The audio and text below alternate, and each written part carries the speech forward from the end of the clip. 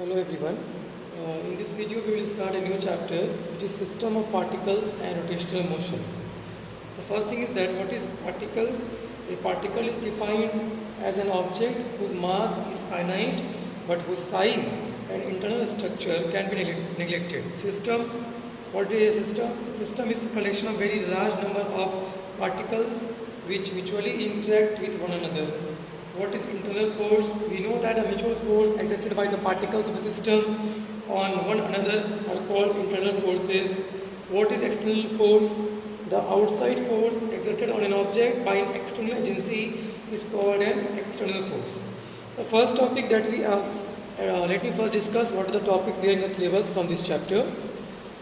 So the topics which are there in the syllabus from these chapters are center of mass of a two-particle system, moment conservation and center of mass motion, center of mass of a rigid body, center of mass of a uniform rod, moment of force, torque, angular momentum, law of conservation of angular momentum, its applications, equilibrium of rigid bodies, rigid body rotation, and equation of rotational motion, comparison of linear and rotational motions, moment of inertia, radius of gyration, values of moment of inertia for simple geometric objects. There is no derivation required to derive the moment of inertia of any geometrical objects. So the first topic according to the syllabus that we have is center of mass of a two-particle system. So before going for center of mass of a two-particle system, we must know what is center of mass. So the center of mass of a system of particle is that single point which moves in the same way in which a single particle having the total mass of the system and acted upon by the same external force would move. I repeat myself, the center of mass of a system of particles is that single point which moves in the same way in which a single particle having the total mass of the system and acted upon by the same external force would move. There is a center of mass here.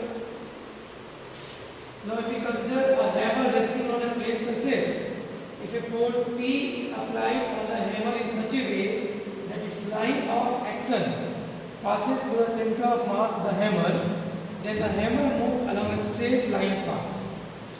Okay? But when a force is applied along a line not passing through the center of mass, then the hammer rotates about its center of mass.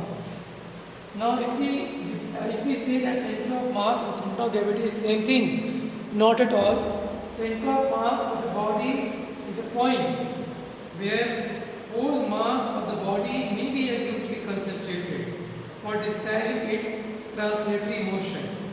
On the other hand, center of gravity is a point at which the resultant of the gravitational force on all the particles of the body acts. That is a point where whole weight may be assumed to act. In a uniform gravitational field such as that of the Earth on a small body, the center of gravity coincides with the center of mass. But in case of Mount Everest, the center of gravity lies a little below its center of mass because the gravitational force decreases with altitude. Now the next topic that came in the syllabus, or we can see the first topic, the center of mass of a two-particle system. So you can see the syllabus figure here. Consider system of mass, system of two particles P1 and P2 of masses M1 and M2. Let R1 and R2 be their position vector with respect to the origin. The position vector RCN of the center of mass, this is the center of mass, the position vector RCN of the center of mass of the two particle system will be given by M1 R1 vector plus M2 R2 vector divided by M1 plus M2. This is the center of mass of two particle system in which the masses of the particles are M1 and M2, position vector is R1 and R2, and suppose if the position vector of the center of mass is RCM, then the center of mass position vector will be given by M1 R1 vector plus M2 R2 vector divided by M1 plus M2.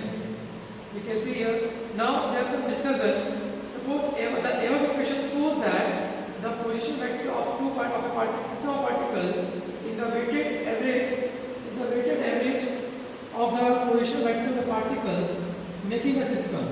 Each particle making a contribution proportional to its mass. Now, if we go for some special cases, as you can see here, that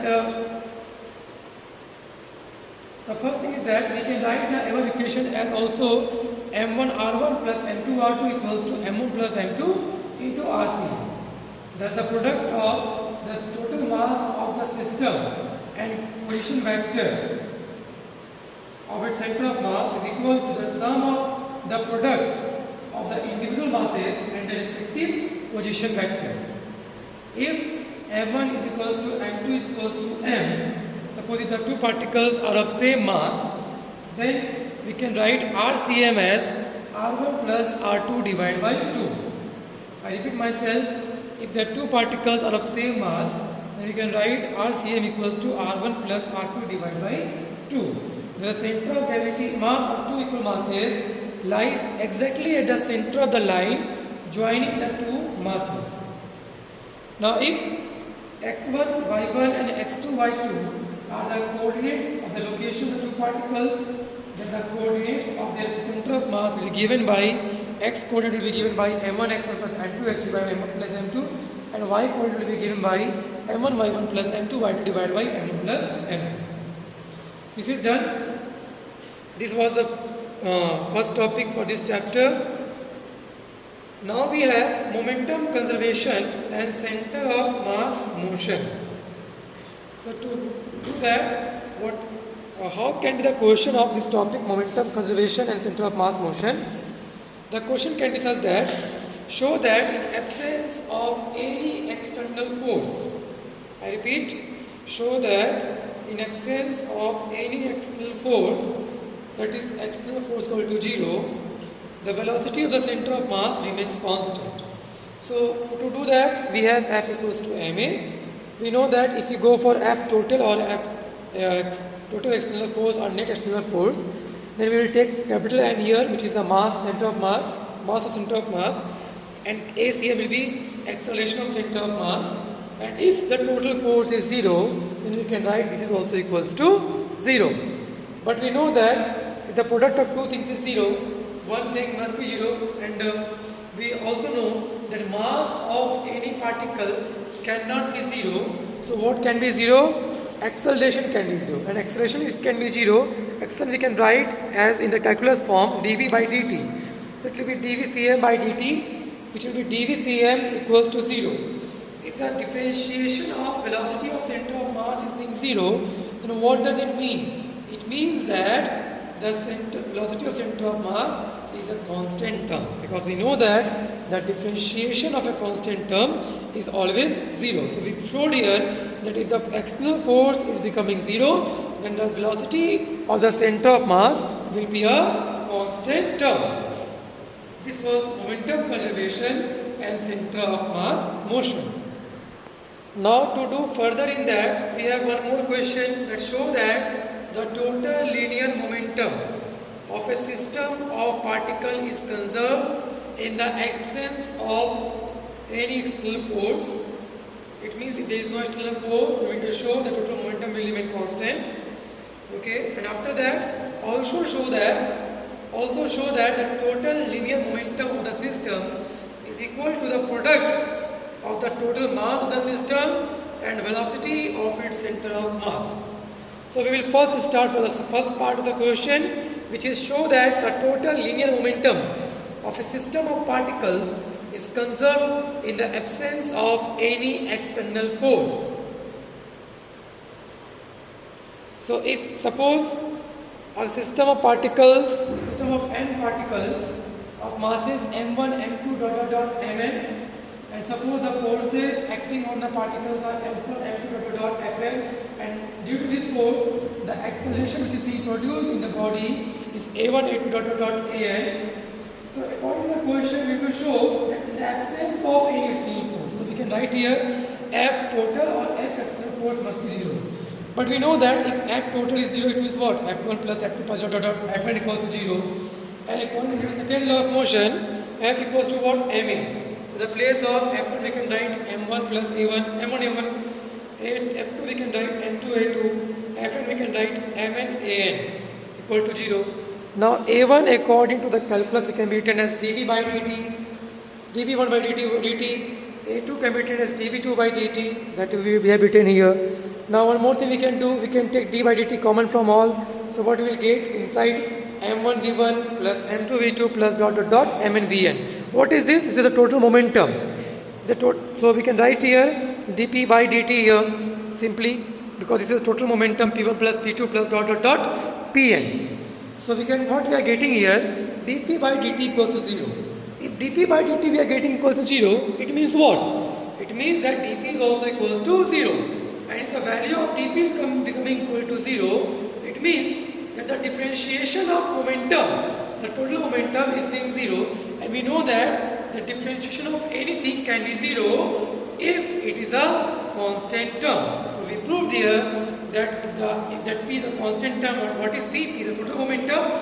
It means if the total force or the net force or the external force acting on the body is 0, then the total momentum of the system will remain constant. Okay? And what will be the momentum? That you can do by yourself. The total momentum which is being constant will be equals to m vcm. What is p? P is the total momentum. What is m here? M is the total mass of all n particles, and vcm is the center velocity of the center of mass of the particle. Okay?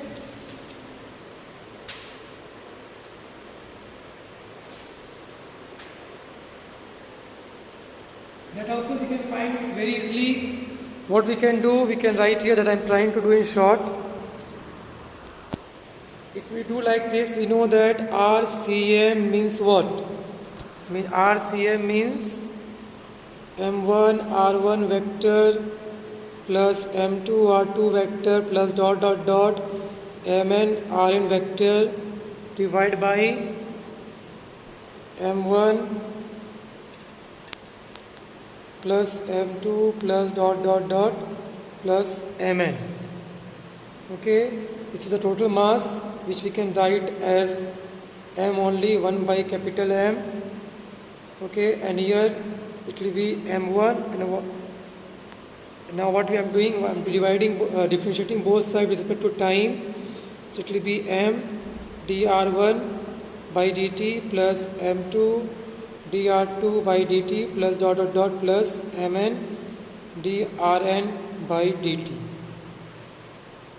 Okay, so 1 by m it will be m1 v1 vector plus m2 v2 vector plus dot dot dot mn vn vector. This is what? This is momentum of each particle. So this is p1 vector plus p2 vector plus dot dot dot plus pn vector. This will be total momentum divided by m, and this is what? This is position by time. This will be velocity. So p vector equals to, we are getting m vcm vector. This is the total momentum. This equation shows that it was the second part of that question, that and according to this equation we can show that the total linear momentum of the system of particle is equal to the product of the total mass of the system and the velocity of its center of mass. After that we can do one numerical type question. One question is there, the center of mass, find the center of mass of a triangular lamina. You can see this figure, triangle LMN is there. This is a lamina, not a triangle only. It can be 3D. What we need to do, if we need to find the center of mass of this triangular lamina LMN, divide this into narrow strips, each parallel to the base MN. Okay. Now by symmetry, the CM, the center of mass of each strip, lies at its midpoint. By joining the midpoints of all these strips, we get a line LP which is a median median, the center of mass of triangular lamina must lie on the median LP. By similar argument, we can say the center of mass of this triangular lamina lies on the median MQ, NR and LP. This means the center of mass must lie on the point of intersection or the point of concurrence of the medians, that is on the centroid G of this triangle. Okay, so if we are being asked to find the center of mass of a triangular lamina, so we know that the position of the center of mass of the triangular lamina will be at its centroid, which is the point of concurrence of the medians of the triangle. Okay, after that we have one more numerical. We can see the T-shaped numerical here. Find the position of the center of mass of the T-shaped plate, which is shown here in the figure. You can see here this T-shaped plate. The first, if we are being given a shape like this, the first thing that we will do, because the mass distribution is not same, in the above it is like this and below it is like vertical. The distribution of mass is not same. So what we will do here, let mass per unit area of the plate is sigma, that is surface charge density, also we say surface density, surface mass density. That sigma is the mass per unit area of this plate. So mass of horizontal portion will be how much? Sigma into area. How much is the area? Length into breadth. 16 into sigma.